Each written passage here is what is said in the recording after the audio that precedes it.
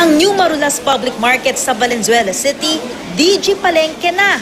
Nagsimula na kasing tumanggap ng digital payment ang ilang pwesto dito. Cashless transaction ika nga. Pwede nang bayaran ng mga produkto gamit ang payment app sa cellphone. Susubukan natin ngayon ang digital payment dito sa New Marulas Public Market. Bibili ako ngayon ng 50 pesos na halaga ng sibuyas at kamatis. Isa-scan ko yung QR code ng tindahang ito.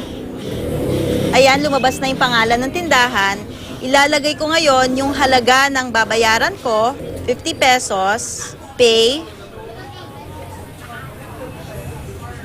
Ayan, tapos makakatanggap ako ng confirmation na pumasok na yung bayad ko at makikita rin yun dapat ni ate, pumasok na po ba? Yes, ma'am. Ayan, so pumasok na yung bayad ko at ibibigay niya na sa akin yung aking pinamili.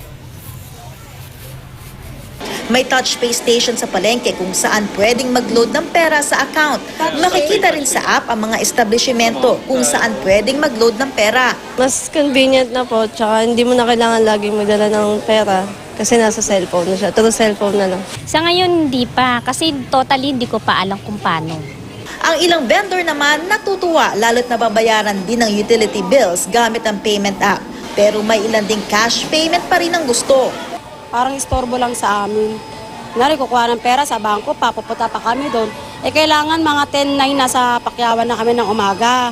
Pag hindi kami nakarating ng ganong oras, wala kami makukuhang isda. Halimbawa, magbabayad po kayo ng Meralco bills sa tubig po. Mas convenient po sa amin, di ba? Hindi na po kayo pupunta na kung saan-saan. For mga vendors, basically, hindi na sila nahihirapan manukli, hindi na nabubudol sila, or minsan nadadaya sa mga pera nila or yung mga fake money. Para maengganyo ang mga vendor at mga mamimili, may mga insentibo ngayong binibigay, gaya ng libreng bigas at rebate. Kalaunan, tatanggap na rin daw ng credit at debit card ang palengke. Leigh Alves, GMA News.